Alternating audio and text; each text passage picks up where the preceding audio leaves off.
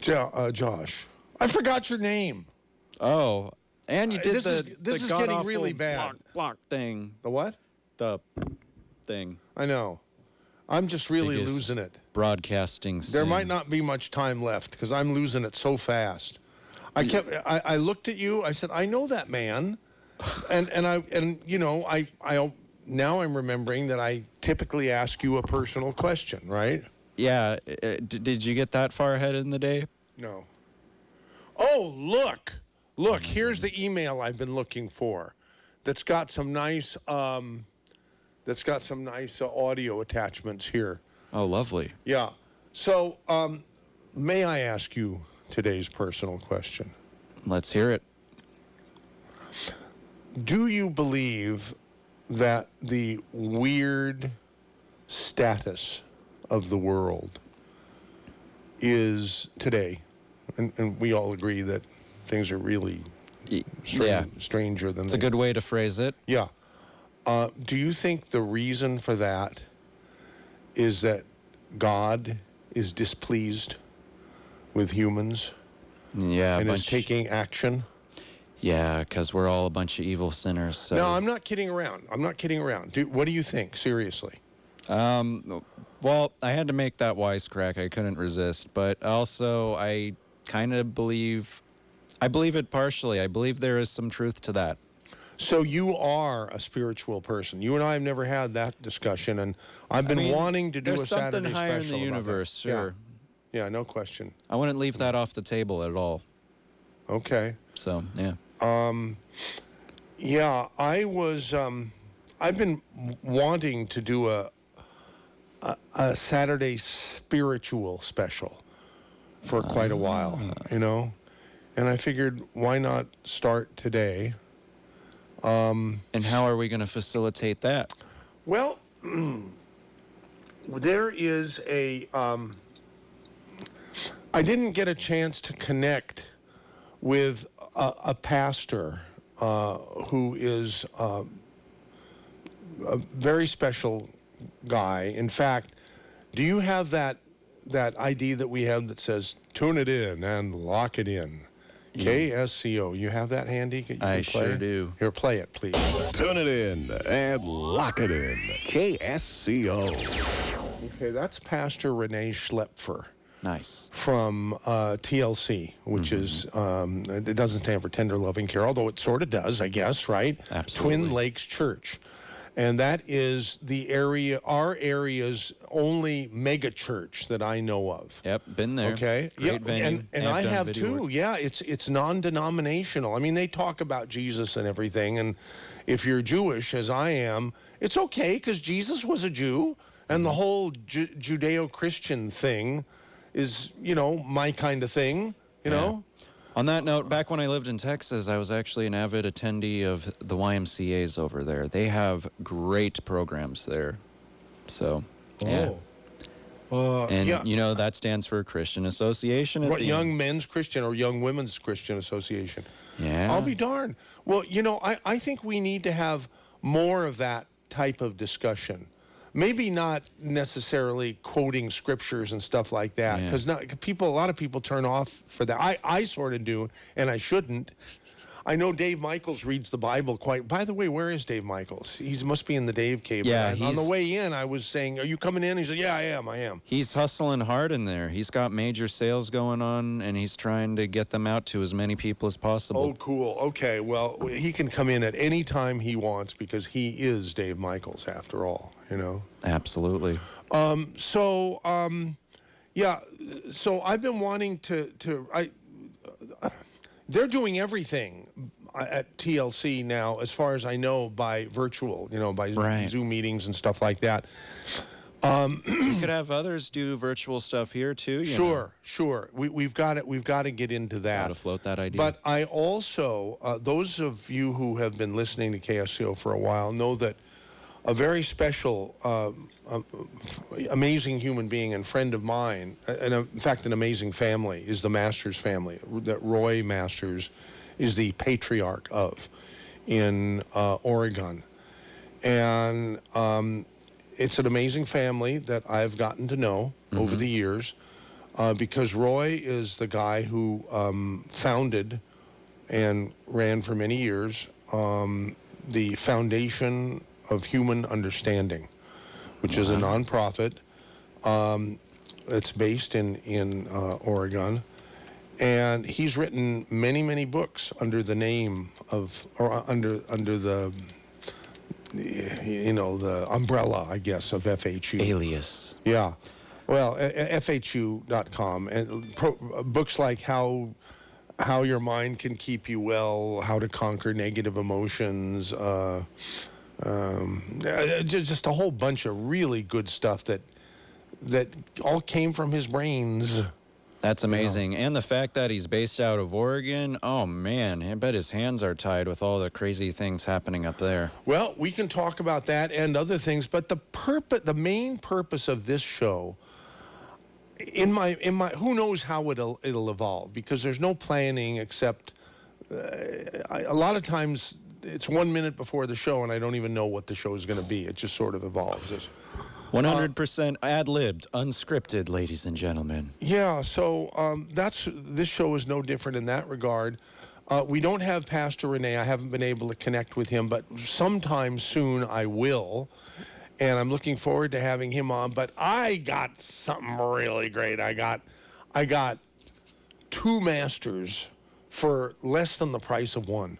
Oh, It was nice. amazing. I have David Masters, who's Roy's eldest son, who has filled in for Roy. Roy is the longest running radio talk show host in the world. Nice. I mean, he's been doing it for a long time. Now, and Roy is still alive. I think he's 92 years old now, soon to be 93. And he won't. I don't think he'll be on with us. We'll talk about all that later on. But as far as spirituality is concerned, I want to make this show at least a preliminary discussion of spirituality. I don't know. I guess some people are reaching for the dial to change the station now because maybe they don't want to talk about that for whatever reason. Well, look on the bright side. It's anything but the COVID cooties. Yeah, that's what I think. It's just enough already of all that. Honestly. But, yeah. So Preach it. All right. So let's see. I believe David is connected here, But we didn't but say- we have to start. We have to start the program the right way. Bingo. And maybe Dave Michaels will get free. And if he doesn't until later, that's okay too. But 3, 2, 1, take it. Good morning, a brighter day is here. Good morning, may we bring you cheer. We've got time, we've got tunes, we've got time, tunes, and temperature. Get up and go, it's today you know on KSCO Radio. Hello, everybody out there in Radio Land. That's what my high school government teacher, Bob Lisner, used to say when we would do the Citizens for Planning Reform talk show host here in I think it was 88. I thought that was sort of funny. Tell me more about that. Saying hello to everybody out there in Radio Land. Good morning. Yeah, hello. Good morning, now stay right here on KSCO Radio. And guess what? Dave Michaels finally got free.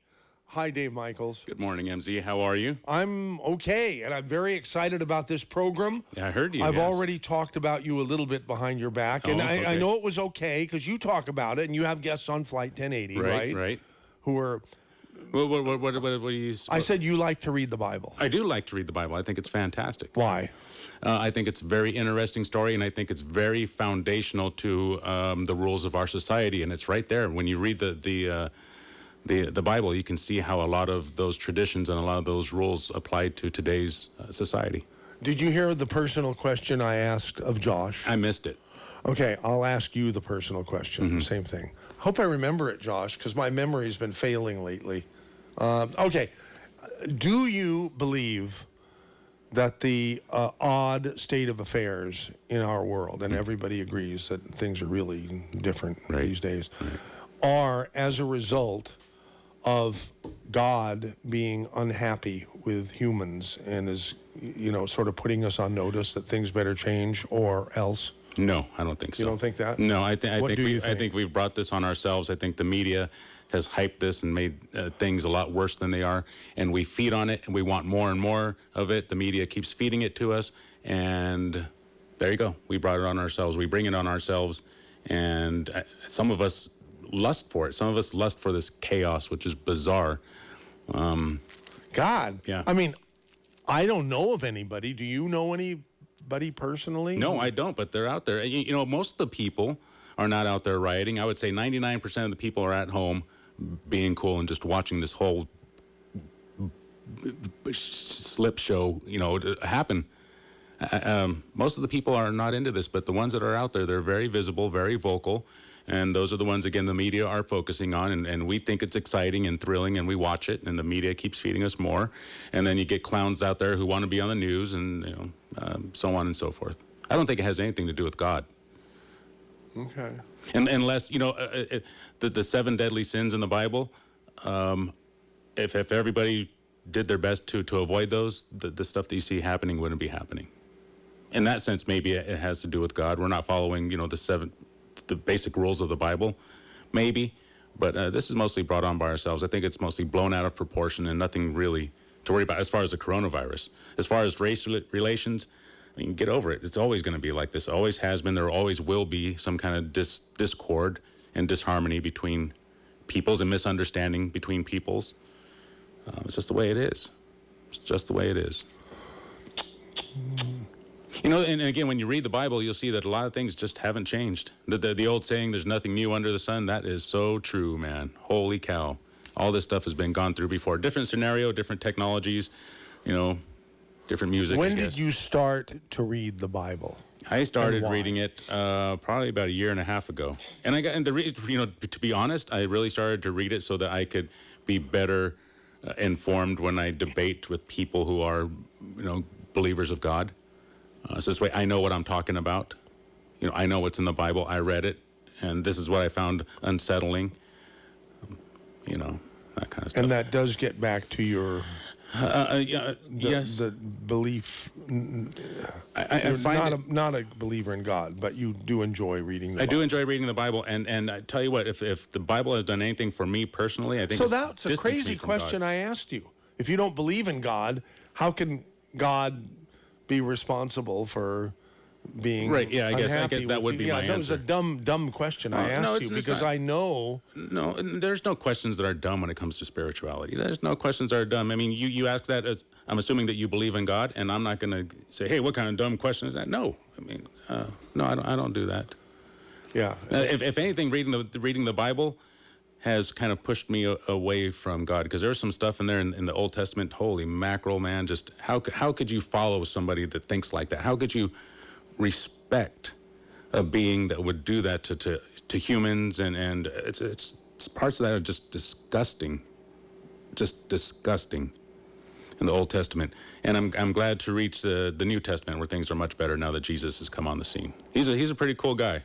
He's not goofing around, though. That guy doesn't play any games. He's a pretty cool guy. Much cooler than his dad was, I'll tell you that. The Old Testament is gnarly. And you don't. My head's about to explode because you're talking about Jesus and his dad. So you believe in Jesus and his dad, but not God, who his dad is. Yeah, they're all the same. Yeah, it's a Trinity, right? The Father, the Son, and the Holy Ghost. Yeah, something like that. They're all the same. They're all tied in. I guess it was just God in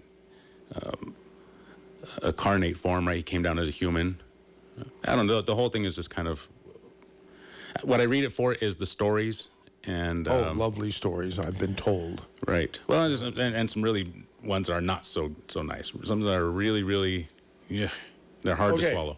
Now, talk about the Dave Cave happenings today, please. Yes, MZ. So, about a week and a half ago, we had the big sale, and we got hit pretty hard. So what we are out of is the Tangy Tangerine and That's tangy tangerine. We're out of both, but we do still have some glucogel, Arthrodex, OsteoFX. We have the tangy Arthrodex tangerine for your aminals. We have the tangy tangerine tablets. Do some humans take Arthrodex? I don't know. It sure smells good, though. It smells like ground beef jerky. You know those little snuff cans of beef jerky? It smells exactly like that. It smells fantastic. Dogs and cats love it. And that's an additive that you sprinkle on their food. Sprinkle it on their food. You know, it's a dry powder. And arthritic old dogs and cats become like puppies and kittens. They start doing backflips in a week or two. Yeah. You think you were kidding? You know? Well, you know. So you hear that one commercial of on Arthrodex, and her name is Sheila, who talks about her kitty. Yeah. That's a real testament. So she brought home a cat named Lemon, and Lemon had been abused by the family next door. They moved away. They left Lemon behind. Lemon had serious damage to his hips. She got Lemon on Arthrodex, and Lemon now jumps on the couch. He jumps on the counter. He meows all over the place. He, gets on the kitchen by the sink. He's all over the place. He jumps from the sink to the table, onto the couch. And when he was a kitten, I mean, he had some broken hips. I mean, he was in really bad shape. But he's doing better now. He can't be let out of the house because he is still, he has to be careful. But he's still running around.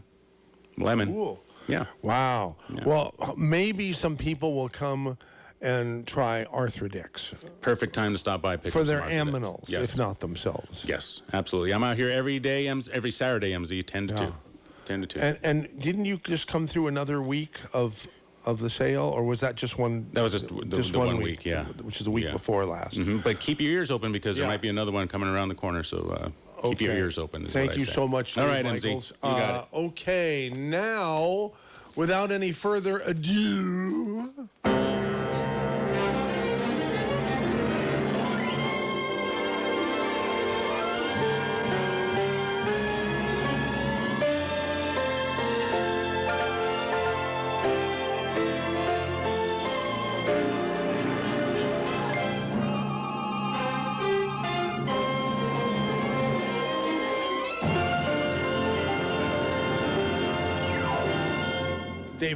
David Masters.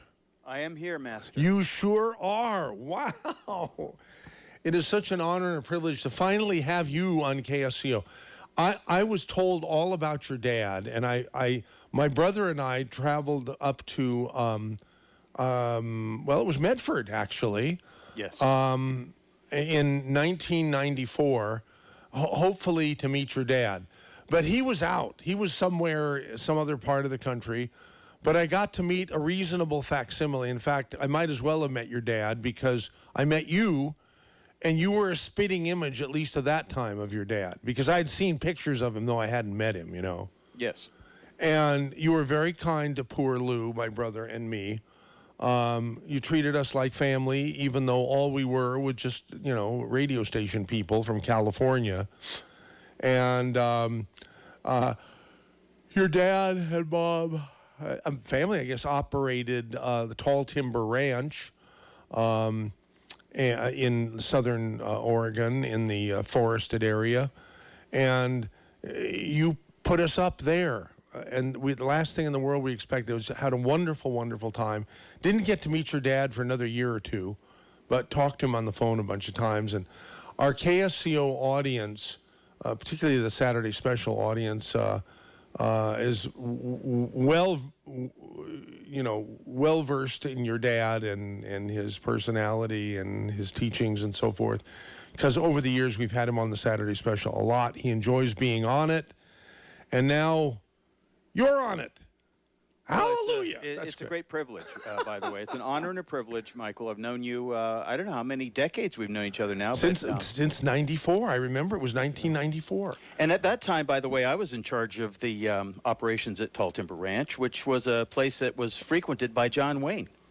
I sort of remember that. Yeah, John Wayne and some other, even Sean Hannity is a supporter of your dad, as I believe. Yeah, I mean, there's some other famous people. Yes, a not so vocal supporter, but yes, he's had him on his show a couple of times, and it's a small world. Let's put it that way. Can you crank up your audio just a little bit? Because I've got you. How's this? Is this better? Yeah, that's a little bit. Yeah, for sure. because Okay. I've got you all the way at the top. How's that? Is that better? Perfect. Yeah, that's Okay. great. Thanks. Excellent. Yeah. So, yeah, the Masters family has pretty much been on the same track of just making the human experience better. I mean, I don't know how else to say it. Well, either that or making it more bitter, because Well, I know your people dad out has there been- don't like a lot of the things that have been said over the years. Yeah, because your dad's pretty controversial, huh? He's pretty conservative. He's a great believer in God, and he's a great believer in. I think he said publicly many times, Christianity is his favorite religion, even though he is a Jew. Well, he's a hybrid because he woke up, I don't know when, and he accepted Christ, and he integrated, that into almost everything that he said for the last 2 or 3 decades at least. So he's Jewish by birth, but he is Christian by conversion, but not a traditional conversion, I would say, but more of a personal conversion. Okay, and here's where sort of like there's a lot of Republicans who do not care for our president, Trump. There are a lot of Christians over the years, I believe, that don't care for your dad very much because of some of the controversial things he's said. Am I right? You're right on both counts. However, with a little bit of objective scrutiny of the things that my dad actually has talked about, most Christians would be absolutely 98% in line with the things that he's said. One thing he did say, though, which, tweaks a lot of noses, he says, I like Christ, but I don't like your Christians. And there's a reason he said that, and that's because many Christians are Christian, they're sinos, Christian in name only. And when you're a Christian, there's a walk that you take, there's a journey. Spirituality is a journey. It is not something that you arrive at. It's not like a day spa where you go and you get saved and baptized and all the rest of it. That's the beginning of a journey. But being a spiritual person, and particularly a Christian, is a journey that spans your entire lifetime. And my dad has always been kind of disgusted with people who are weak-kneed, in the sense that they are not necessarily the first ones to jump in and defend their position as Christians. They step back, and I have to say, there is some truth to what he says. Now, Christians, I think, are being energized right now. I think people of all faiths, in a sense, are being energized by the insanity that we're watching going on in our big cities and in our small cities. And people are beginning to realize that, if they don't stand up and become vocal, and at least as vocal as the crazies out there, that we stand to lose everything that we've worked for the last 250 years. So, I think people of faith and people who are spiritual, I think the next frontier is for all of those people, all of us, to get together and work together to defeat this evil that we're facing. So that's kind of a long answer to your question. No, it was great. So please elaborate on the evil that we're facing, okay? But put it into words. I think you could do a better job of that than I can. Well, I mean, the evil that we're facing is the same evil that we've been facing at least for the last 100 years, since Marxism and Karl Marx and Stalin got together and created this evil system called communism. And the other day I was on a walk, and these 2 words popped into my mind: weather underground. And people will recognize those words, although it's not something that's been prevalent in the news. But the weather underground, back in the 70s, was bombing federal buildings, killing people. That's that Bill guy who's a friend of President Obama's, right? Not only a friend, but he was his mentor. Bill Ayers. Yeah. Was Obama's mentor, and Obama spent a lot of time with him in his youth, and he was radicalized by Bill Ayers. And listen, it is not shocking that these things are happening, this evil that's being unleashed on America today. There's a reason for it. You talked about people not liking the president. This president is the only president in my lifetime, and many people, almost everyone I know, who this president has done everything he promised to do for this country. And within the last 4 to 5 months, there was a poll taken, and they asked people, are you satisfied with your life? 90% of those people replied affirmative. 90%, MZ, of people said they were happy with their lives. That's the highest personal satisfaction rate in the history of this country. You understand, that's why the leftists and the Marxists and the revolutionaries hate this president, because they have a different agenda for America. They want an America in which the tide goes down and all of the boats go down with that tide into the abyss of socialist communism. That president of ours rose the tide. Because they would be in power. Why would anybody? Absolutely, they would be in power. They will impose bizarre climate change regulations. They would impose huge taxes. They would impose idea regulation, thought control. And the reason I brought up the Weather Underground is because I found an interview that was secretly taped by an undercover FBI agent, Larry Graithwohl, back in 1982, I believe, in which, and I have the headline right here, but in which one of the members, and I think it was actually Bill Ayers himself, talked about re-education camps and people that were dyed-in-the-wool capitalists, those that were not willing to comply with the new communist takeover of America would have to be eliminated. As many as 25 million people would have to be killed. And that he also talked about how once the left took over, the communist Marxist left took over this country, this is 1982, that China and Russia and the Cubans would want to have sort of equal occupation in various regions of this country. We're seeing it today. We're seeing it today. And this is why I say, going back 100 years, the overthrow of this great country, this magnificent country, the most successful experiment of human freedom in the history of the world, they hate it because they want control, and they're willing to sacrifice millions upon millions of people to achieve that control. And that is the ultimate form of evil. Not racism. Racism is evil. White racism, black racism, any kind of racism is evil. But these people, they don't care about the isms. They are only in it for the power and the control, and that is of the devil. That in itself is demonic. And so when you watch these talking heads, you guys were talking about not wanting to talk about COVID-19. This is the 1984 brainwashing of big brothers and sisters on the TV set, lashing you and scaring you and manipulating you and crushing your mind, taking away your hopes and your dreams for your family, for the school system, even though the school system is a big part of the problem, and we'll talk about that if you want to. For sure. The school system, I never put my kids in a public school. I wouldn't do it. I homeschooled my kids, and then I have them in a Christian school. But they want to crush us so much that we look back up after they put our head in a lock and they put their boot on the back of our neck. They want us to look back up and say, whatever you want, just make the pain stop. Yeah. Like in 1984, the movie, the original movie with William Hurt and Richard Burton. Or John Hurt, I'm sorry, John Hurt. Yeah. So there you go. I mean, and I heard your Dave guy talking about religion.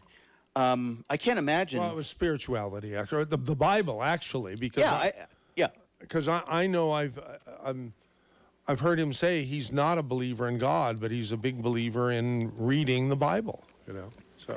Well, look, my shoot. You got to have patience with people. I mean, at least he's reading the Bible. I'm not a Bible thumper. I read the Bible. I just open it anywhere and read. But I can't imagine looking into this incredible, this magical world that we live in, where life is so abundant that you go down, I think it's 6 miles in the crust of the earth, and they find living microbes down there at 600 degrees. And at the bottom of the ocean, these volcanic vents that are spewing out toxic fumes, teeming with life, all kinds of incredible life forms. I can't imagine a person not believing in some creative force. If you want to call it God, call it God. If you want to call it something else, I don't care. There is a creative force in the universe. There's no doubt about it. And that creative force is so incredible that it allows you not to believe in him or it or whatever. Yeah. It doesn't care. And that's the whole point. I was having this discussion with my brother Alan, who I believe is going to be on next hour. Yeah. And I said to him, look, I don't think that God really cares about people in the sense that we look at people from an emotional view. We have an emotional lens on everything. We look at everything from a human perspective. God is a divine creator. He creates these animals that just, fish in the ocean, they eat each other. Animals on earth, they eat something or they eat each other. You know, your friend Dave was saying, well, I can't imagine things that happen in the Bible. Well, I'm glad I'm circumcised. Thank you. I'm glad because, you know what, I'm not going to have that kind of cancer that comes down there from not being. But that's a different story. I only want to say, I can't imagine somebody not believing that there's something great out there that's causing all these things to come into existence. I'm with you there. When people say, I'm not very articulate when it comes to these kinds of things. But when people ask me, do you believe in God? I said, yeah. Well, how? Why? I'll give you the perfect how can example. all this be possible Yeah. without, There's a book called Hurricane in a Junkyard. You ever seen that one? No. Okay, so a hurricane comes through the junkyard, and every single piece of scrap and everything in there, all the building blocks to create a Mercedes-Benz or a Ferrari or any car you want to think of. This hurricane comes and it spins and it spins, and it comes over millions, if not billions of years, but it never assembles a single car. Right. With all the spinning that it's put, it just nothing ever happens. So Right. if somebody doesn't believe in intelligent design, I think there's something missing there. I think there's a faculty of reason that's been removed from the equation. I mean, intelligent design is just that. There's an intelligent designer. When I first started using computers many decades ago, the interesting thing was that when I used to use Adobe Illustrator, and I used a lot of these creative programs, and I started to get to know the people who actually developed these programs. And I thought, these people are absolutely incredible geniuses because they put together the bits and pieces. They connected the dots so that a person like me on the other end would be able to sort of intuitively use this stuff.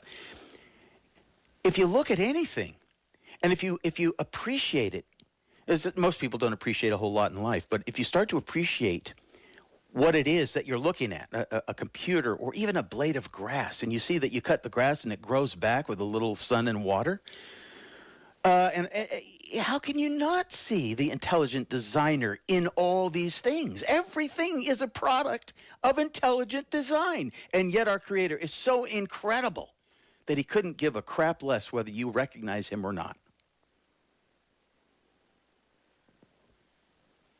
Phenomenal. Did I How lose true. you? No. I was saying yes. I agree. Right on. Yeah. But my mic was off. Ah, okay. I turned it off to belch or to clear my throat or something.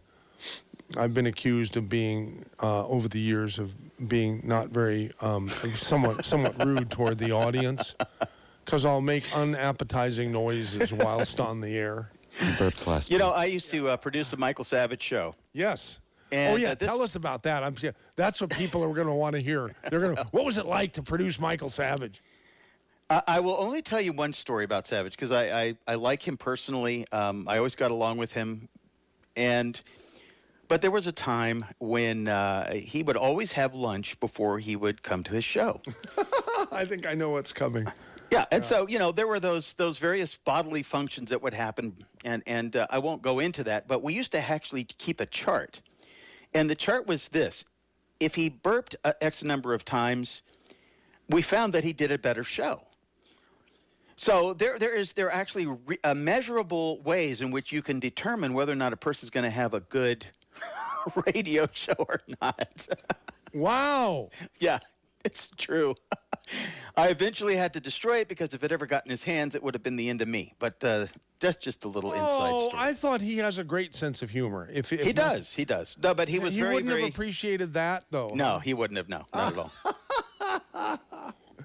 Oh man, yeah. What a character! What a character that Yeah. guy is. For sure. And well, never mind. This isn't about him, but I'm fascinated by the fact that Trump has had him at Mar-a-Lago more than once.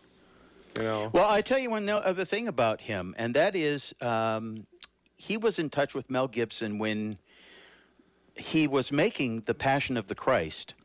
And he actually had Savage come down to a showing for him alone. And he rented an entire theater. The only person there was Savage and him. And he played the movie for him. He wanted to get, Michael's, he wanted to get his blessing. And sure enough, he gave it to him. And, it's an incredible movie. As a matter of fact, I understand that Gibson is making a prequel, or either that or a sequel to The Passion of the Christ. I don't know which one yet. Jeez.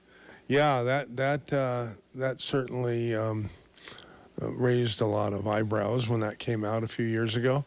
We're talking with David Masters of the famous Masters family and of the Foundation of Human Understanding, FHU.org.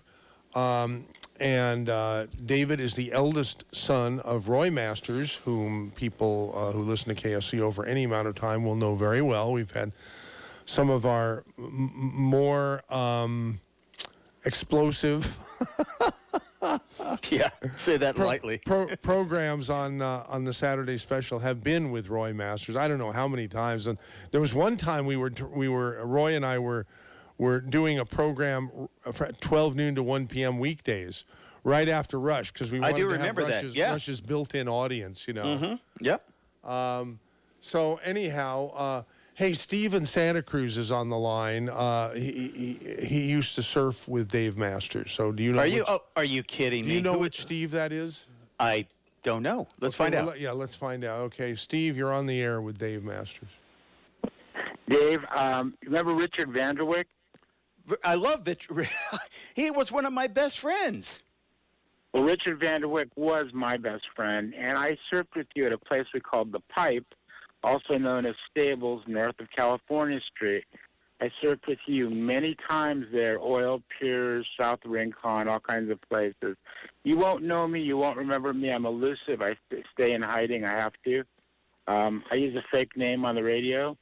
But I was thinking about the Weather Underground. You were absolutely 100%, as always, intuitive and accurate and right on. And this whole Antifa movement has its roots in the SLA, the Weather Underground, and affiliated groups of those people. They're not playing games. They are flat out evil, in my opinion. I was living in Southern California, I'm not going to say where, and a suspicious woman moved in next door that acted really strange. And a woman came to me one day and she said, that woman's with the Weather Underground. And, I knew there was something very strange and bizarre about her behavior. And luckily, she was there as a guest, as she was being hosted by someone else and moved on. But people are all business, and they mean to deconstruct the United States as we know it and recreate it in their image. I wait for your comment. Brother, I first of all, I have to tell you, please give my warmest regards to my friend Richard Vanderwick. I love him. I haven't seen him probably in decades, but he's close to my heart. And I probably know who you are, and I wish, if anybody wants to contact me, it's david@fhu.com. Please send me an email. I'd love to communicate with you. That would be great, Dave. And I appreciate your calling, unless you had any other comments you want to make. No, I really want to say that I sense that you intuitively get what's happening politically, because it's all intertwined. It's intertwined with the whole with what's going on right now. And it's here's another thing, Steve, my brother. I do a radio program. It's a 2-hour show every day with my brother Alan, who is my junior by 6 years. And I'm bringing him up to speed on a lot of things. But if you want to listen to it online, it's Perilous World Radio. Just Google Perilous World Radio. And you'll find it. It's archived. There's 6 shows up there. You can listen. And I think you'll be surprised at the depth that we get into deconstructing the left and showing the truth about it. I'm really excited to hear your support of Donald Trump because I love Donald Trump. Yeah, he's fighting a spiritual battle here, I think. Are you surfing, Steve, still? Let's say I'm a semi-retired surfer, but I try to get in the water periodically. And I miss it. Yeah, I was very involved with Mavericks for about up until they started commercializing it. Yeah. Jeff Clark's a friend of mine. He's an amazing guy. He's an amazing pioneer. And I just want to dedicate this call to Richard Vanderwick, one of the finest people I've ever known. He's a beautiful man. So he is still with us. He hasn't expired. Not that I know of. No. Okay. Not that I know of. Good. I'll tell you what I did, Steve. I had to, a number of years ago, I had the opportunity to acquire a carve board. Yeah. I don't know if you're familiar with those, but I'm, at my age, I'm still getting out on the sidewalk with my carve board, and I perfectly live on a perfect situation where it's just the right slant for me to get out every afternoon. The people in my neighborhood think I'm nuts because I'm 66 years old now. And you're a goofy foot. I'm a goofy footer. That's right, yeah. Wow. I get out there and I carve board every day. I want people to realize one other thing. Dave Masters was an excellent world-class surfer. He wasn't just a weekend surfer. He was pro before surfing went pro. Dude, that's like the compliment of a lifetime. Well, you got it right here on KSCO. Oh, my gosh. Thank you, guys. God bless. Okay, thanks for calling in, Steve. Wow, what a great call. What an unexpected delight. What my about whole year's been made right now, MK. That's great. MZ, sorry. Happy to be a part of it. Okay, Jack and Carmel, you have something to say about Obama and organizing America. Well, it was the Weather Underground reference that triggered my thinking on this, because I just read this article from Charles Krauthammer. I think it was 2017, but he was talking about kind of the secret underground a movement against the Trump and against America, basically, that Obama, where he's like a mile or 2 miles away from the White House, was kind of like in the bunker inspiring, organizing for America, which was it's kind of on the same boat as Black Lives Matter and violence and anti-America, kind of the stuff that your guest was talking about. Well, I want to say, and I didn't get a chance to say this, we have a problem in America that's so big because people that are in on the left, people that are already a part of that movement, and whether they acknowledge it or not, I call them revolutionary sympathizers. And the media, the media is Big Brother, and Big Brother has created, legions of revolutionary sympathizers. And these are the people that make you feel uncomfortable when you say, well, I support the president. Because right there, their conditioning kicks in. These are change agents. And there are people who will work on you that you surround yourself with. And listen, I read a survey the other day that said in Pennsylvania is quite sure that Trump is going to lose, but I read a survey from a university that said that people believe that there are high numbers of stealth Trump voters in Pennsylvania. And I'll tell you right now, we're getting smart to the tactics of the left. We understand that they have this fear and intimidation platform. And they go after the president, and they're going after the president and calling him a dog whistler and saying he's throwing red meat to his Klan base. These are the things that you hear on MSNBC and CNN. They say it over and over and over. They also say that they're afraid that if he doesn't win, that he won't leave the White House. They're trying to set us up to feel uncomfortable about supporting him. Yeah. I'm trying to tell you right now, this is a very dangerous situation we're in America. It is almost like we're in a haystack, and if somebody throws a match on it, that haystack's going to catch on fire and it's going to burn. And we've seen it in our cities already. So I just want to say, watch out for the change agents in your life, because there are many, many, many people who smile, but they're thinking about you is very corrupt, it's very evil, and they believe in this revolution, and they may voice it openly, or they might just be these stealth It reminds me of revolutionaries. that song. They smile at your face. Yeah, all that's the right. time. The They're on backstabbers. Yeah, the yeah. backstabbers, right. Yeah. Yeah, so. The No, OJs. absolutely true.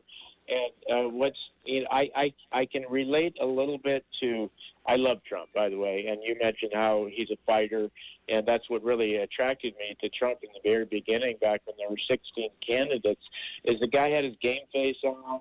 He didn't care about being politically correct, and I just connected with him right then. I heard this guy recently compare, the people that are upset with Trump and his personality and his tweets and his, all that stuff. He's rude. Is that it's like if you're in a plane and the plane's going down in flames, and somebody runs up into the cockpit and takes the control of the plane to save you. And oh no, we can't have that. No, we don't like. We've seen your tweets. We can't have you taking control. It's so ridiculous how people get so upset with. I appreciate what you're saying, but I'm going to tell you what's rude. And I'll tell you what I feel about these people. I hate them. I hate them for burning down our cities, for desecrating our monuments. I hate them. Mm-hmm. I hate them for lying about our president, lying about our founding fathers, lying about racism, because racism is almost erased in America. Are you aware, David, that you could now be guilty of hate speech? I hate the people who lie. I hate the people who destroy in the name of progress. I hate them. When I was a youngster many, many years ago, I would say I would proudly announce that I am a bigot. I am bigoted against bigots. Hey, listen, Jack and Carmel, great call. Thanks for calling 479-1080. We've got like 7 minutes left of hour number one with David, and I want to cover a couple of things, okay? Okay. Okay. Thank you. Thanks, caller.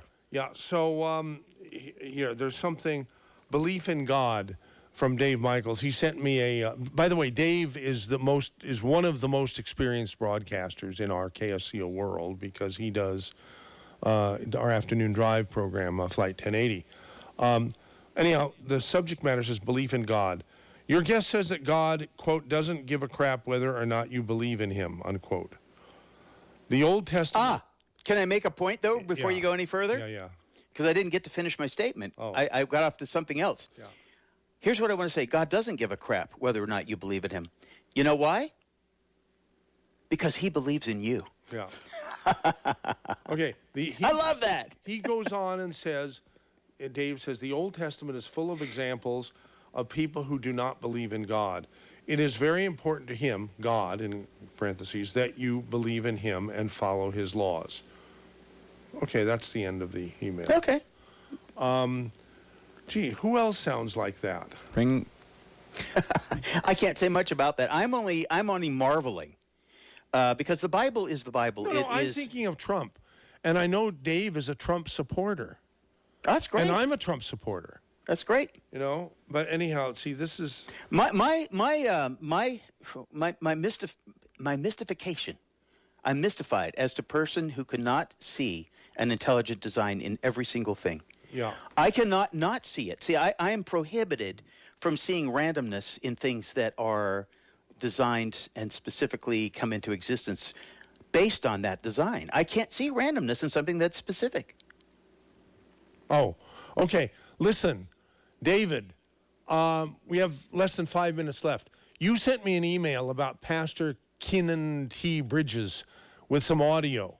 Kynan Bridges, yes. Dr. Kynan Bridges. Okay, you want to set that up if there's time to play one or more of these things? I think if you play clip 2, it's basically makes the point. He had a realization, maybe a revelation, I don't know. And in it, well, you best hear it from him, because he has this realization about skin color and about identity. If you have that, play it. Sure. I have it right here. And do you remember how long it is? I mean, I'll just. Yeah, it's about 90 seconds, 80 seconds. Okay, well, there'll still be time to finish. Absolutely. Oh, it says we have to download. All right, your browser is unable to play this audio file. Oh, damn the browser. I know. By the way, when I say I hate things, I don't hate it with a visceral hatred. One Like day after moving oh, to here it Florida, comes. beautiful. a place where I experienced some very, very severe discrimination. I'm in a store, and I was mistreated, discriminated against, profiled. And in my anger, I said to God, when are you going to take the reproach of black people away? And to my surprise, he answered me in a still small voice. And this is what he said. 3 things that changed my life. Number 1, he said, I already did in my son, Jesus Christ. Number 2, he said, no one has control over you except what you give them. And number 3, and this was the kicker, he says, and oh, by the way, you're not black. That was the most difficult thing I'd ever heard in my life. It went against everything I was taught, everything I believed. He said this to me. He continued to say, you are a spiritual being created in my image and after my likeness, and you have no limitation. What do you think about that, my man? I like it. Isn't that amazing, though? Yeah. I mean, that is the realization that changes the game, because I look at everybody in the same way. I mean, there's only 2 kinds of spirits in this world, good and evil. Do we want to play any of these others or not? What do you think? I think that's the payoff clip Okay. right there. All That's right. really the one, because this whole issue of Black Lives Matter and people, systematic racism and all this stuff, it's all a bunch of hogwash, in my opinion. Not that there aren't people who are bigots. There are. There's bigots on every side of the aisle, in every race, color, creed. There are bigots. There are people who hate a person just because of the way they look. Yeah. I mean, and I got to tell you, I mean, ugliness is a problem in America, and there's a lot of people that hate other people just because they're ugly. They could be beautiful people on the inside, but it doesn't matter to them because they look at it. And this superficial Hollywood culture that we have creates divisions between the beautiful people and the ugly You people. were starting to clarify what you meant by hate the kind of people who you consider evil. Yeah, listen, I'm not a hater. But when I see ugliness in a spirit, when I see the demonic nature of people who lie, a part of my spirit just comes out and says, I hate that. I hate it. I cannot condone it. I can't think about it because it's so dark and so ugly, and it brings you into the darkest place. And that's what these people want to do. They want to infect you with their ugliness, with their spiritual ugliness. They want to take you into their realm. And if they can upset you and make you angry, I'm not angry at people that I hate, by the way. I don't hate the people. I hate the spirit inside of that person. I am against that spirit. And that's what I want people to understand. Don't hate them for what they are. Jesus said, forgive them, for they know not what they do. Okay, forgive them. But don't ever let them get over on you. Be aware. Be afraid. Be very afraid of these people, because they're coming to take away your personal rights, your way of life. They're going to take away your history. And I had a realization the other day. I took my son and dropped him off at his friend's house. And I thought, what if I forgot everything in this moment? I wouldn't know how to get back home. I wouldn't know where I came from or where I'm going. That's what they want you to do. They want to erase your history so that you forget who you are and where you came from and how this country became great, the greatest country in the history of all countries on earth that we know of. There you go. Okay, David, great having you on the radio. Tell people where they can listen to your program real quick here, because we've got less than 10 seconds before the news. Perilous World Radio. Just Google it. It comes up, and there are 6 shows archived up there. Perilous World Radio. Can't wait to have you on. Slow down near the 156 interchange, but other than that, you're moving along at the limit. It's 60 outside KSCO. We're expecting a high of 70 overnight temperatures, down to the mid-50s. We'll be seeing patchy fog overnight and sunny skies to kick off your Sunday. High of 70 again expected, and mid-50s Sunday night. And that's going to be the trend all throughout your week. We're talking low 70s, mid-50s overnight. Time now for Saturday Special. Hour 2 starts right here on AM 1080 KSCO. Josh Stevens. MZ, Michael Zwerling. Okay, so what do we do here? Oh, hour 2, this. Here, we play this. Here. Oh, hello, darling. I hate to hang up on you, but I'm sorry, baby.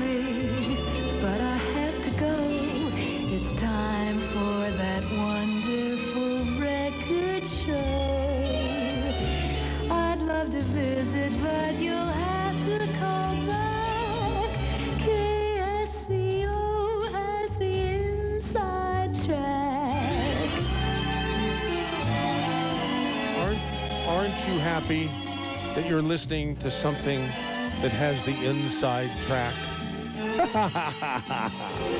I'm sorry, baby, but I really gotta go to KSCO Radio. Bye. Inside Track Radio. Wow. Our new tagline. Nah, I think we can do better than that. All right, welcome to hour number 2. It's poor old beleaguered MZ. And geez, the phone lines are lighting up. And I haven't even invited any phone calls. I know why, because the people who were listening last hour heard that David's brother Alan Masters is going to be the guest this hour. See? So they just wanted to, hurry and get on before, while the getting was good. Yeah. Alan! Yes, sir. Hi, Alan. How in the world are you? Why are you beleaguered, MZ? Oh, I'm just... I never thought I'd live to see such a bleeped up world. It's getting worse and worse.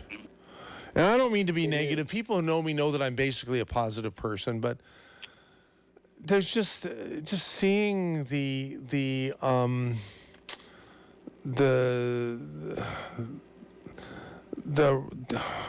now I lost my... Come on, help me out here. All right, I'll help you. Listen to this. In the valley of the blind, the one-eyed man is king. All you have to do is have a little insight, and you are king. Okay. So if you live in the valley of the blind and everybody is walking around, the blind leading the blind, and you have that one eye, even only one eye, like it says, you have the ability to see what is going on in this world today. Don't doubt yourself, people. Don't doubt yourself, MZ. You have something that these other meat puppets don't. They're just the blind following the blind. What do I have? Because I'm getting depressed. Well, you need to get some Xanax, I think. No. Where's Dave Michaels? Dave Michaels, come back. Tell me what nutritional supplement from Longevity is equivalent to Xanax. No, it's not. I should know that because I don't. Yeah. That's not what. That will not fix your problem. That will put you into a deeper trance. What you need is to have faith and understand that at the end of the day, the good Lord in heaven knows what's going to happen. And if you have faith in him and you move forward in that faith and you live your life. Okay, I do. That I do. So erase. The jury will disregard what the beleaguered MZ just said. There you go. So, okay, may I ask you a personal question, Alan? Please, yes, please. Do you believe that President Trump was sent by God to save this country? Well, there's a lot of ways to look at that, but I would have to say that the simple answer is yes, because otherwise we were done for. We were heading down the primrose path, and we were going straight to hell in a handbasket. And now you're starting to see that. Now you're starting to see the outcome of what the other presidents, the spineless other presidents have done up to this point. The last good one we had was Ronald Reagan. Yep. After that, they were a bunch of politicians. Yeah. And, globalists, yeah. Yeah, so today we got a guy in there. He's an entrepreneur. And he sees life differently. He doesn't want to play games. He doesn't want to sell his soul. What profit a man to gain the whole world but lose his soul in the process? He's already a billionaire, so it isn't about money for him now. It's about honor. It's about ending well in his life. Because you know what? He admits that he was a decadent man. He lived, a life to the fullest. He had a bunch of marriages, and what's going on now in his life is a little bit different. He looks at it and says, all right, I've got a job to do. And you know what? There's nothing wrong with waking up one day and realizing that you have wasted your whole life on chasing the wrong thing. And one day you go, God, what do you want me to do? What do you want me to do? And God may just answer you, MZ. Yeah. Someone named another person named Alan sent a very heartwarming email to me that I'm just opening now. It said the subject line says, "Thank you, MZ. I was getting depressed seeing how much progress the left has achieved in transforming our republic. Then I heard Mr. Masters on your Saturday special, and I feel a lot better. Maybe there is hope yet. I am waiting for the pendulum to swing," and that's the other Alan. So, that's you. How nice! Made my day. Made my day. So, what's funny is we have to be careful not to listen to the propaganda machine that is the big media outlets. They're just propaganda machines. Watch the movie 1984. Did David talk about that at all? No. To me on the phone. Wait a minute. Yeah. Did he? Oh, jeez. Josh, did David mention 1984? Yeah. He mentioned 1984, the movie. I'm telling you. Watch this movie. Stars John Hurt and Richard Burton. It was Richard Burton's last movie.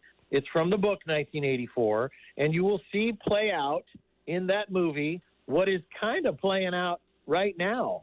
But the difference is that we are a country of iconoclasts. We are a country of entrepreneurs. We're a country of faithful people, faith in God. And we're not going to listen to their propaganda. We're not going to listen to their leftist talk and just go, okay. We're waking up and in droves and then talking to each other quietly, and we're going to make a big move. I believe America is going to have the biggest election day in the history of the world. And you think Trump will win in a landslide? That's what I think.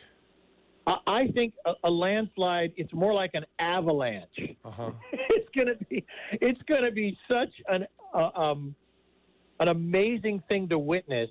But what I was telling people, and David and I have been talking about we changed the name of our dad's radio show from Advice Line to Perilous World Radio. Yeah. Because we're living in a perilous world. But we've been telling people, you must go and vote, because you're sitting there going, oh, I don't want to get involved, is what could cost us this election. So if everybody decided, all right, this is the year I'm going to vote, it would make a difference. Wow. I just can't fathom that, Alan, because anybody who has an interest in talk radio or even podcasting talk radio these days, I just can't believe would not be interested enough to vote, would be one of these people who says, oh, I don't need to vote. I think we've got all those people already listening. Now, to get them to talk to others who don't find it important to vote, then there might be something there. Well, listen, we're obviously preaching to the choir, but guess what? The choir can go out and turn into preachers as well, so that they can say, hey, Jeff, hey, Jimmy, hey, Sally, hey, Jill, whatever your name is, they're friends, and say, are you voting? Don't tell me who you're going to vote for. Just tell me you're voting. Yeah. Because then that takes away the guilt trip of who you're going to vote for. That's a great idea, Alan. I never thought of that. That's great. Yeah, because listen, birds of a feather flock together. Most likely, you don't have friends that are, opposite thinkers of you. Although we do have some. Yeah. But it's just important to vote. Let's see if our first caller of this hour, Larry in Fremont, is an evangelist for voting. Are you, Larry, an evangelist? No, I'm not an evangelist for voting. I most likely will not vote in the upcoming election. Why? I've just given up on voting as a way of changing things, unless there's a particular issue I'm interested in. But I do got a bunch of other stuff to talk about. Okay. I forget the name of Roy's sons, Alan and... Alan is on now. David was on last hour. Okay, I got to say, I'm a Christian. I used to think your dad was the front man for the devil. Not so sure now, but I got to say, I love you guys. As a Christian, I love you, Michael, because I've been listening a lot of years, man. Yeah, there were a few years we didn't hear from you. I was worried that you had. I was worried that you had expired, but thankfully you haven't. I thought I was going to, man. God bless me. It's bringing me back. I'm going to be home pretty soon, and Wait a minute. blessed You're still Yes. being cared for some. Yes. Oh, I had no idea, Larry. This Wow. is a long recovery, and a lot of it's my own fault for being lazy and not doing the rehabilitation track. But I'm on track now, and could be getting out of here soon. And I thank God, and I thank you, Michael, for all these years. I've learned so much from your show. And you know, as a Christian, I got to say, though I disagree with the politics I'm hearing here, I love you guys, man. And I want to see what's best for you, what's best for our country. You know, what you're saying right now, the part I really disagree with is the splitting the left and the right. That's going to have bad fruit. The left are not the bad guys in this movie. Just like the right are conservatives are not the bad guys. We all got common values as Americans. We need to make that work. We need to come together, not split apart, not demonize each other. It's an awful thing. It's an awful thing to make the left the bad guys. You got to realize they were right back in Reagan's era. They were right, man. The United States was turning its immense military power on Central America, which was helpless, which could not fight back. I know it was supposedly anti-communist. You know how many communists they killed? I don't know either, but not very many. They did kill a lot of poor people, a lot of farmers, a lot of women and children. And man, that blood is, I hate to say it, man, that blood is on the hands of the Christian right, because they encouraged it. They even sent care packages to the Contras. You guys aren't saying anything, I'm noticing. Or letting you talk. I'm letting, you know. Okay. It's very rare that I get complimented, and you complimented me several times, Larry, in this conversation. So as far as I'm concerned, you could have the rest of the show. Honestly, Michael, I can't even tell you how much I love you and your station, man. And the same with Roy, man. I used to think he was one of the worst people I ever you said heard. that. So what changed your mind somewhat, at least, it sounds I'm not sure if I have changed my mind totally, but the love is kind of overriding everything else. And for the people that's a good worried, thing, and it's consistent with your whole message, you know, let's unite rather than divide. That's the message of your call. And I think that's a good message. Don't you think, Alan? That's a good thing. Alan? I did want to talk about Trump before I got Okay. What do you got to say, Alan? I'm just listening, man. I'm just listening. This thing about the Weather Underground, I've got to admit, I don't know a lot about. I generally do know a lot about 60s, 70s politics. I don't know a lot specifically about the Weather Underground, but the way I read it, they are not a danger in any sense. They're old hippies, and they want to change the country culturally. They're not concentration camps. I really don't think that's on the even on the most radical guys, even Bill Ayers. I think if he was in the concentration camps, he wouldn't be an English professor or a what is he, poli-sci? Yeah, he would not be a professor if he was into concentration camps. You know, I'm not saying there aren't people that visualize that on the Marxist left, but Bill Ayers, I don't think so. I think what he's really into is changing the culture, and you know, yes, they were violent in the past. You know,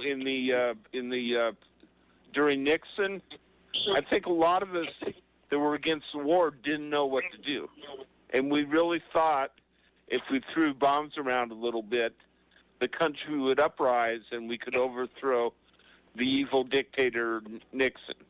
Was that evil? Yes. Yes.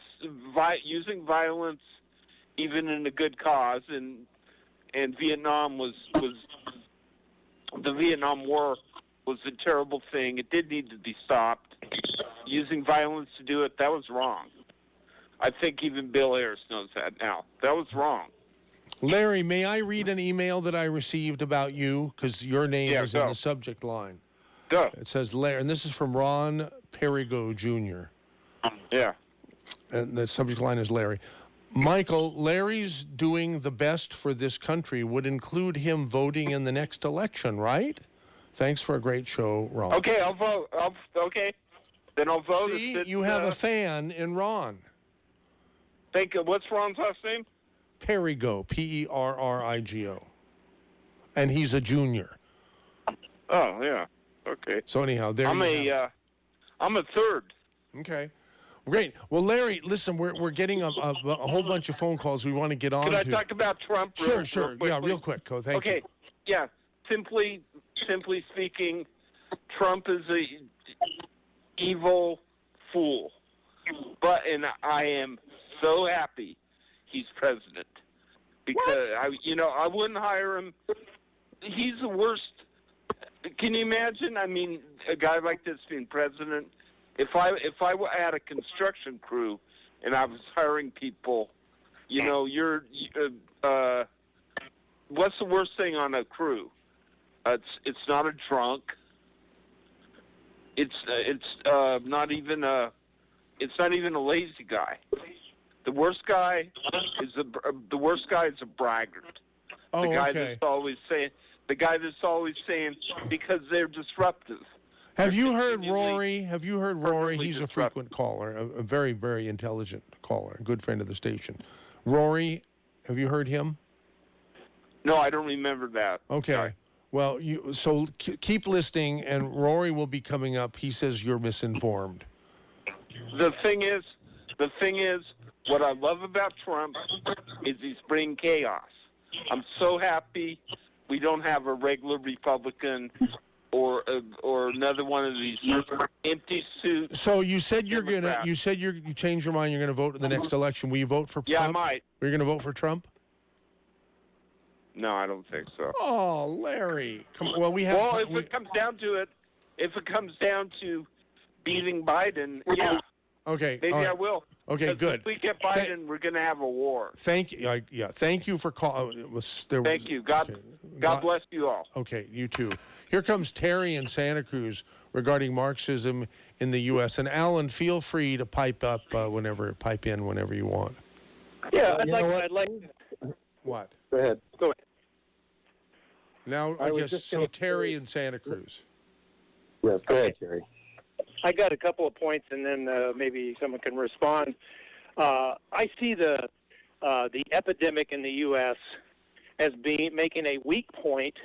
It's not intentional, than being taken advantage of by Black Lives Matter and by Antifa, which I believe are Marxist groups.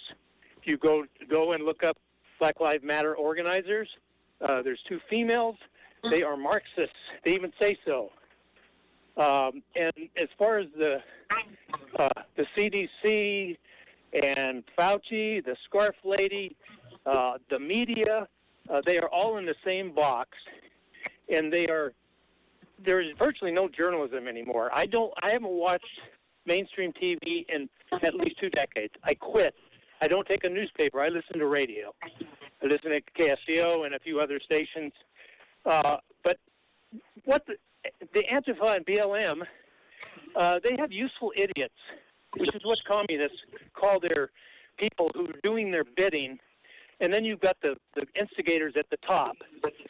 So this is important because I think if Biden wins and Trump doesn't win, this will be our final free election in the United States. I think we are done. The Democratic Party has become the party of death and destruction, in my opinion. They've gone Marxist. Look at the gal from New York, the young gal who was just elected. She's not AOC. And what's that? AOC. AOC, yes, yeah. So I called the Democratic Party. I was a Democrat back in 1974. I voted for Jimmy Carter, who I now despise. Now I changed in Reagan. I voted for Reagan, and then I changed my party affiliation. Not that it makes any difference. Republicans have been horrible in so many cases. I call them rhinos. And, you know, Trump was, if he wasn't sent by God, I don't know. I have no idea why. I mean, he didn't send a perfect person, but who is? And, you know, I knew he wasn't going to tweet. I actually had a friend who was upset that he kept tweeting after he was elected. And I go, well, I knew he wasn't going to stop tweeting. That is his way of getting his message across. Does he say some things that I might not agree with? Yeah. But what has he done? He's done more than any other president I've ever voted for. So that's my opinion. We are in deep trouble if he is not reelected. This will be our last election, I think, in the United States. I think we'll cease to be America. Thanks, Terry. Thanks, That's Terry. it. Appreciate your call to 479-1080. Kurt in Monterey, you witnessed the 1966 U.S. overthrow? Huh? No. He wrote it down wrong. Attempted overthrow. There was a putsch in 66, and there's a putsch now. That's what Hitler had done in 23 was an attempted putsch. And I was in a carpool going to San Jose State. I was 18 in 66. And the fellow that ran the Communist Party occasionally rode in the carpool and tried to get me to be the official head, card-carrying member of the Communist Party in San Jose. So, having had one side of my family escape Finland to escape the Communist Revolution coming in 14, they came out. And then the other side of my family died in a communist slave labor camp. I listened very carefully. And the fellow told me about the kill list they had, the people they were planning to kill, and he named them, and I couldn't remember the names to report them, to warn them. But I asked why those people. He said just to create chaos. It's irrelevant. It's, upper middle class people just to kill them, to create panic. And remember, this is the time of the LaBianca and Tate killings. And then the SDS, he asked me to be the courier to carry the money to pay the SDS. The SDS had been the League for Industrial Democracy. It had been founded in 1905 by Walter Lippmann and Jack London and Upton Sinclair to overthrow the United States back in 1905. It was still operating in 66 under a different name, which Adam Weishaupt said to do, change the names often. And so the money was picked up at Security Savings Bank in San Jose every Friday at 4 o'clock. I did not pick it up and carry it to the rioters. They were paid professional rioters, as you have today. The leaders are paid professionals. I see the style. It's exactly the same. You think they're paid by Soros? I've heard that some of them have admitted that. I don't know. That would be my guess. But who is Soros? Who does he answer to? Remember, the Illuminati, when they were planned, they said to always have a next step, and it would always be secret who the next step was. You'd never know what the step above was. And if you were at that level, you wouldn't know what the step 2 steps above you was. And so the SDS, I know, were paid professional rioters. I know the money was picked up because Tommy and Dickie Smothers' roommate watched it being picked up every Friday and told me about it. And then when I moved to campus the next year, the house I lived in was underneath where the city hall is now, 400 feet from the riots they had in San Jose a few weeks ago. And upstairs was the SBS headquarters.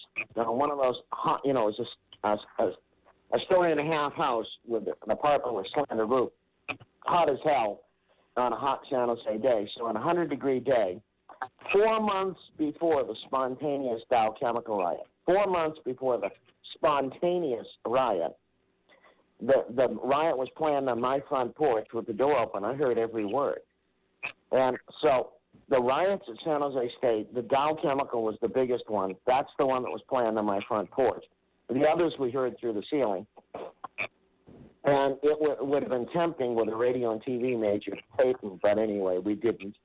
But the thing is that what's going on now is identical to the putsch attempt in 66. These people it doesn't matter what the point is irrelevant. Any point they make, if you answer it, you're actually being a fool because you can't answer the point. It's like the attacks on Trump. If you read Chernov's biography, Chernow, if you read his biography of Grant, you see how they attacked Grant identically to how they're attacking Trump. And guess what? It was the Northern Democratic press that was attacking Grant then. And so the thing is, it's all irrelevant what their argument is. The argument is just to have an argument. It doesn't mean anything. It doesn't matter if Trump says it's gray, they'll say it's white. If Trump says it's green, they'll say it's red. They will attack anything you say. But if we lead them to Christ one at a time, then we change the way the world is.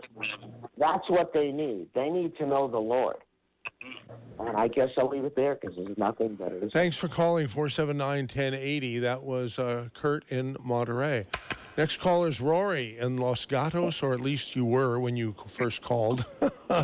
Yes, thank you. Yeah, going over 17, and thank you, MZ, for having this great show. I couldn't agree more with your last two callers. That the last guy from Monterey, wow, and what an insight! And it's true.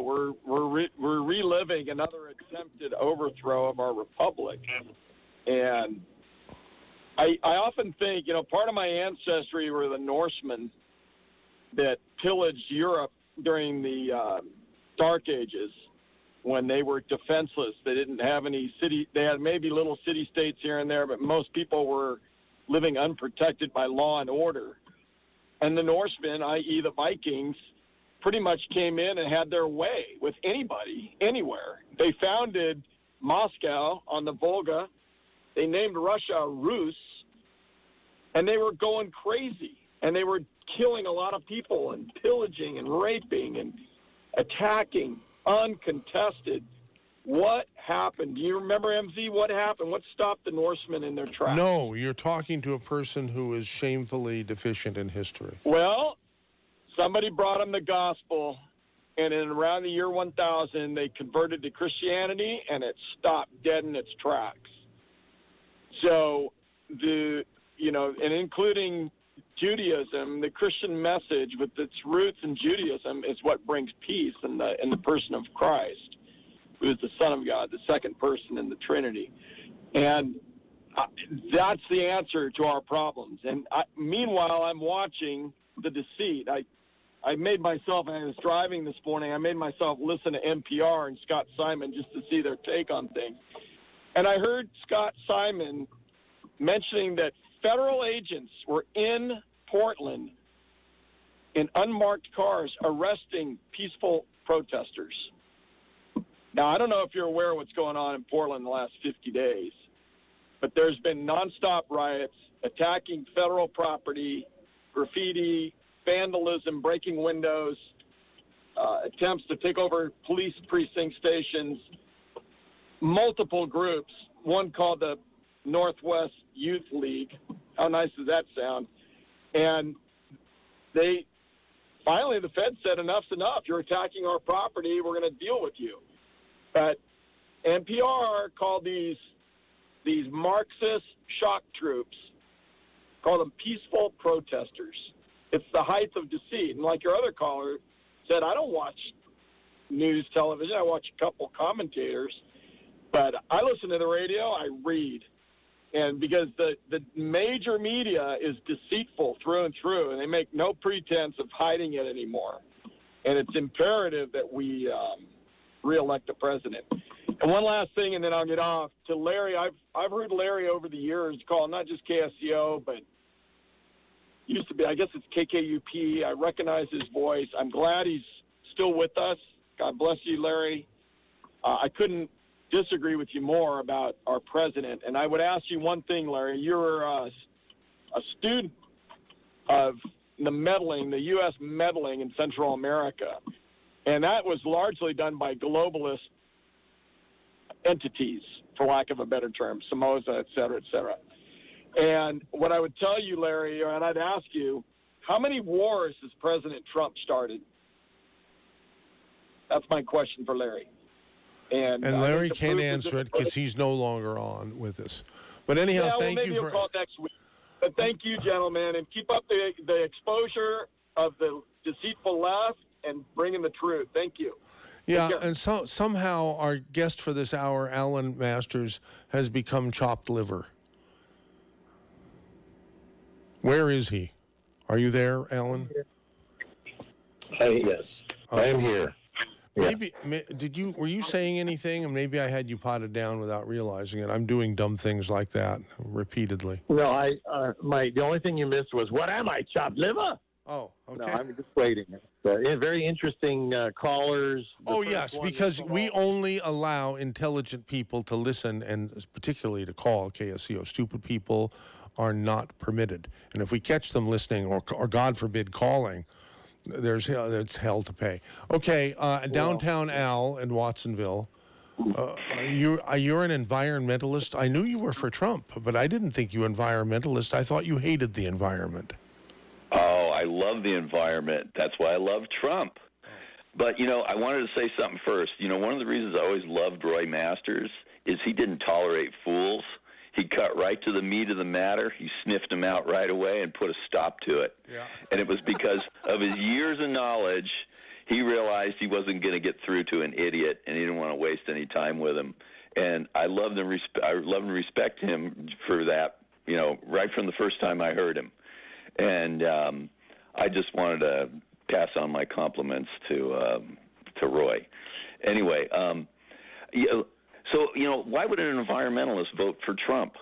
The reason is if you look at so much of the environmental damage that's done around the world, it's been done by communist countries. You had the Soviets, detonating atomic bombs to build dams, to create reservoirs. When they collapsed, they had beached nuclear subs on the beach leaking radiation. And anytime you have totalitarian governments like that, they will make these massive mistakes and they will push in one direction, whether it's killing people or destroying the environment or anything else. And Trump, by bringing jobs back here to the U.S., America will always do a better job in terms of doing stuff cleanly, safely, and efficient. And if we have all this junk made in China all the time, they're polluting their environment, destroying their people, with all sorts of human rights violations. I think it's really, really important to have somebody like Trump. And, yeah, there are some rollbacks of environmental things, but ultimately it's going to be better for the planet in terms of us making our own stuff, creating not only a healthier environment, but also, a healthier society in terms of giving people jobs and meaning and pride in being an American and actually making things. And I know Trump is an imperfect man, but, like a lot of the people said King David was, and yet he ended up doing great things, right, for Israel. And it's the same sort of thing for Trump. Whether you believe he's God sent or not, he's the perfect man and the last chance that we have. I really believe that. And if you don't go out and vote for him, you're a freaking fool. Because these people that want to tear down the U.S. are an incredible danger, not only to the U.S., but to the entire planet. Because, the U.S. still is like one of the last beacons of freedom. People still do look to the U.S. That's why they're always coming across our borders, because they know it's one of the better societies in the world, if not the best. You were listening, Al, last week, I think, right? You hear the Saturday special? I played the audio from a video I shot about rent control in 1985 or something like that. Right. With Hilda Lance. I was meaning to cut some sound bites out of that. Particularly the most powerful statement that she said was I'm not going to do this well, but something to the effect of, if there's no United States, where can we go? Where else can we go? It's powerful statement. I need to cut that, and we need to play that as a station ID. It's so good. We've lost Great Britain. We've lost Canada. We're losing New Zealand and Australia. some of these places, you know, that you thought you could maybe escape to, where there would still be some decent civilization, they're all being destroyed by these leftist crazies. And, you know, if you watch what Trump does, his instincts are so right on, even though he doesn't verbalize. You know, I think as he's gotten older, he's got a certain amount of cognitive decline. If you look at a lot of his videos when he was a young man, he was much more articulate. But his instincts, it doesn't matter. This guy can run blind on instinct, and he will do the right thing 99% of the time. He really will, really will. And if you don't vote for him, you're going to destroy this country. It is imperative that this guy get reelected, because these other people are insane, and they will destroy everything that we value in this country and in this world. So get your butts out there and vote, and convince other people to vote. It's really, really, really important. Alan, do you feel like taking issue with anything that Downtown Al has said? Not one word. That's what I thought you'd say. Anyway, and I could go on and on and on about, you know, a zillion different things. And if you spend time in the heartland, like I had to go back to deal with an estate issue in Kentucky, and there's Amish people there and just regular Americans. No graffiti, no litter, no loud music in the countryside. Honest people. I had to watch my mouth not to cuss. And, you know, that's what a lot of the heartland of America is. And yet I saw, like, water towers with, like, you know, Trump bringing jobs back and that type of stuff. Decent people. And yet we are run over by all these, like, scumbags, basically, on, you know, the left and the West Coast that are destroying cities. And it's like... KSCO, the radio station for decent people. Yes. And, Michael, you know... I'm always thinking of taglines, right? So... You know, you're always putting yourself down. But, you know, I was listening to, like, Catholic radio at least recently, and I'm not a Catholic or anything like that. But, you know, they were talking about how every male basically has a job as a father in some way, even if you don't have children. And you've been a father to all of us, and you've been a father to, you know, the radio community in terms of bringing intelligent discussion, bringing up important issues, fighting against these corporate globalists. You know, you have fathered a lot of good intellectual discussions and ideas and faith in America. And, I just want to say how much I appreciate that. And hopefully you'll find a way to carry on this legacy and live to a ripe old age. Gee, thanks. So, thanks, Downtown Al. Appreciate that. You don't realize how many people really love you. They really, really do. Wow. Anyway, keep up the good work and keep up the legacy of Roy, not tolerating fools. Great. Thanks very much for calling 479-1080. We've got about 15 minutes left. Tom Quinn is up. He always has a very interesting guest and topic. But today we have Alan Masters. We're not hearing much from him. He usually has a lot to say. But I think he's sort of in awe of the intelligent callers that we're having to our Saturday special today. Let's go to Zoltan in Santa Cruz. Zoltan. Hi, Zoltan. Hey, Amnesty, great show again. Okay, now I'm glad you got your Roy back and his kids. They're just wonderful. Let me just tell you, we just came back from a quick trip from Nevada. Went to Reno, then down on the East Coast. Down on the east side of the Sierras, Yosemite, and so on. We had the Trumpy hat on. Okay, the mega hat. Maria was going there, and first thing, we got in a hotel. The guy has the Fox station in the lobby. I said, hey, this is wonderful. Then talked to 6 sheriffs, okay, in Carson. Oh, we're wonderful. Thank you for your services. Then did some camping, okay. The guys with RV, they're all for Trump, okay. Then we talked to some people. They saw the hat and flags, whatnot we carried. From Michigan, we're going to vote for Trump. Hey, you guys, you're not alone, okay? So everybody is all ready to go and vote for Trump, all right? So all this garbage, what they show on TV, NBC and NPR and whatnot, is so propaganda garbage is that people are getting tired of it. Okay, so even Trump is doing great. He did not do anything in Portland for a while or Seattle.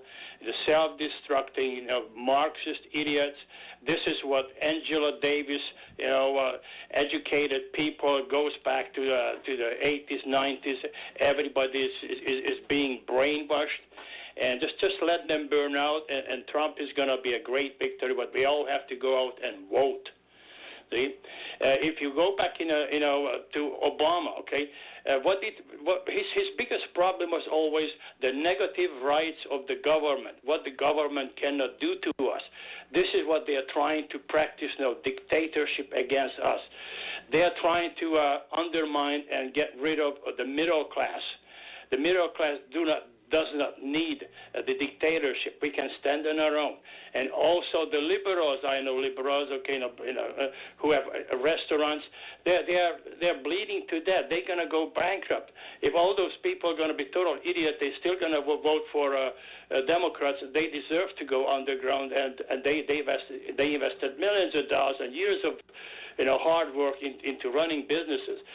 Currently, all these Democrat governors, East Coast, West Coast, they just want to destroy the middle class, and that's going on. But people are not stupid, okay? Now, they're going to vote for Trump. You're going to have a landslide victory for Trump, but we all have to go and vote. Sounds good to me, Zoltan. I can't argue with any shred of what you said. So just cheer up, okay? And even Napoleon way back said, if you want to learn your enemy, you want to defeat your enemy, learn their language. So what did Obama learn? He learned he studied the government and he studied the Constitution. In other words, he wanted to know how to undermine the Constitution. So he has over 30,000 people right now actually treasonously, undermining the rule of law, from all these, leftist government, Michigan, okay, Washington State, Oregon, and so on, and going against the history, destroying culture, destroying the history. They don't want to teach history in schools anymore or universities. So if you're stupid enough, okay, you're not going to learn your history. You don't know where you came from. You don't know where you're going to go. So for the media, they need a lot of dummies. Even Hitler said, it is a blessing for the government if you have a lot of sheep and uneducated people. This is why the globalists, they want to have, open border. Let's get dummies in there, uneducated people, and give them a right to vote. In California, they're trying to have people from age 16 to vote at least for city elections. So we don't want to do that. But overall, I feel very positive, just like one of your callers said before. The Europeans and other countries, they said, hey, if you're going to run into problem, who we going to go if there's no more United States? People in Europe are worried what's going on here. Because, the U.S., really helps a lot of countries. We do the best what we can do. Maybe those people should come to the United States, legally, of course. Yeah, legally. Well, you see, one of the problems is that they were trying to, a lot of people from Europe, they wanted to, immigrate here, and being white, they were rejected, but they were, during Obama time, they were getting a lot of people from Africa, a lot of people from, Muslim countries. Okay, and Trump is right. We have to get immigrants in the country who actually go through a point system on a merit basis and just bring those in. And we have to stop all these chain migration because a lot of people are just going to be a burden in the country. And just like myself too, I had to sign a pledge that I will not be a burden on the government when I immigrated to the States. Okay, And you certainly have not been. You've been a plus. And, I'm just grateful we have a country, and this country gave me so much chance and opportunity. As long as you have ambition, you want to work, you can make it. I started with $20 in my pocket when I landed in Canada way back in 1970, or when I left from Hungary in a little kayak, I left with $60. I have to learn languages. I have to learn trades. I went to college. I never took any money out of any banks for student loan. I worked full-time, school, full-time work, just to advance. You can make it. And a lot of people are still looking at this country as, this is the last chance to be. For sure, yeah. I've got to cut those words from Hilda Lance up. Zoltan, thanks for calling 479-1080. Always a great call. Okay, thank you. Great. Take care. Great show. Bye now. Let's see. Before we go on to Steve Lightfoot, I want to give Alan a chance to say something since he's the guest of this hour and hasn't said much. Well, it's funny. As you know, we're a country at war, but it is not a battleground like normal where you see tanks and you see military people everywhere. This is a battle for the mind and the souls of men. And what's funny is iron. You cannot destroy iron. You can take a blowtorch to it and you can beat it with the sticks and stones and whatever you want, but iron stands. But you know what destroys iron? Its own rust. And likewise, a man cannot be destroyed, but what can destroy him is his own mindset, the rust in his mind, his doubt, his lack of faith, lack of understanding, sitting there rotting in his home, being afraid of this virus, wearing a mask, and not having the courage and the faith to get out into the world and live and take his chances and hope that, he's lived a good life and that God will protect him in the end. But you know what? Sadly, we've lived such decadent lives and we're such, sadly, rotten sinners, most of us. And of course, that's what Christianity is about, is remembering that Jesus died on the cross for our sins so we can be forgiven. But we have so much guilt and shame that we just sit there and go, God can't love me, but that's the devil. And what is the devil but the liar? And the liar lies. Anyway, I'll shut up and let your next call. No, well, that was great. Wow, you were on a roll there. Okay, let's take our next caller. That will be Mark, a.k.a. Steve Lightfoot, according to Josh Stevens. Is that true? Well, you do let me on the air. You got to give you credit for that. Okay, good. So I want to that hear what you have to say before the Steve King killed John Lennon. Okay, yeah. Well, basically speaking, the human race is such a organism that it needs not religion, not a president. It needs a folk hero / voice of the people to function as a properly operating machine, like a $100,000 stereo system, except the cord's not plugged into the wall. Until we have a John Lennon or a Steve Lightfoot or a Mahatma Gandhi or somebody that we can trust to overpower the system, you might say, the Rockefellers and everyone else, to overpower everything, we're helpless. Okay. And as far as Trump is concerned, if I was Trump, he's a mixed bag. But I would say this: look, people, China obviously doesn't like me as president. I think what we should do is to give them exactly what they want, do exactly what they tell us to do, and vote for Biden. What? And do it in a sarcastic way. Oh, yeah, but suppose they don't understand, and suppose it backfires. Holy Christmas! Come on. That is a question. Yeah. I mean, but it might. The overall but thing. I don't think that's going to be a problem for the KSCO audience because everyone is intelligent by design. And as far as the masks and everything is concerned, stupid people. You know that. Well, as far as the masks and everything is concerned, I mill around the public as much as anybody, and I wear a mask, and I haven't got it. But if you should get the first sign of it, I have a remedy. You have to really blow it out your nose and sneeze it out your nose for all you're worth, and get a rear rib mucus flowing, wipe it dry, and keep it up for like 2 hours maybe, and the next day it's gone, folks, gone. Sneeze it out, blow it out your nose, get it out. Okay. Thank you, Steve. Thank you, Mark. Always a pleasure to. Now we've got about 3.5 minutes left for Alan to give us a sermon. Well, I was really quiet through some of these callers, and I will just tell you that fools rush in where wise men fear to tread. And that one caller that called in and said, my father, shuts them down because of his many years of wisdom of doing radio for half a century plus. It's sometimes, first of all, it's your show. I did have a lot to say, but you have a format that is very sweet, and I can see why people love you. I love you too. You know that.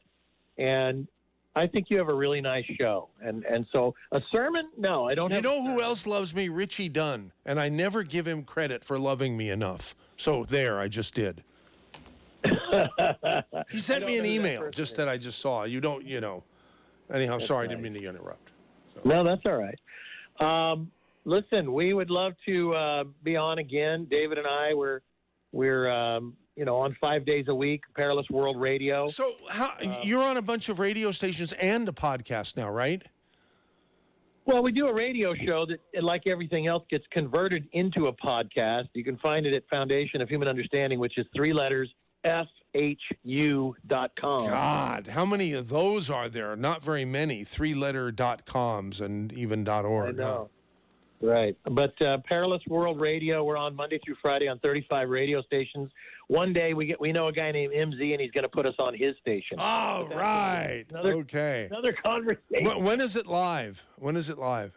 I'm sorry, I keep asking you this. What? We don't do it. We don't do it live. Oh, maybe that's the problem. Maybe that, Yeah, we tape the show in the middle of the day, and it plays on a lot of the radio stations in the middle of the night. 10 to midnight in Las Vegas. Plays noon to 1 in Connecticut. But we do the show from 10 to noon on the West Coast, Monday through Friday. So if people want to call in, they can call in then, just like we do Dead Docs live at 12 noon to 1 p.m. Pacific. And anybody who wants to ask a question of Doc, and doesn't matter, they can just look at the clock and, do the math, Yep, absolutely. No, it's we have open line, 800-866-8883. Oh, my God, that's a lucky number, especially in the Asian community. It would be better if there was another 8 instead of a 3 at the end, though. Yeah. But it's still pretty damn good. 888. Oh, God, that's fantastic. There you go. All right. Thank you for having me on today. I enjoyed listening to your show very quietly.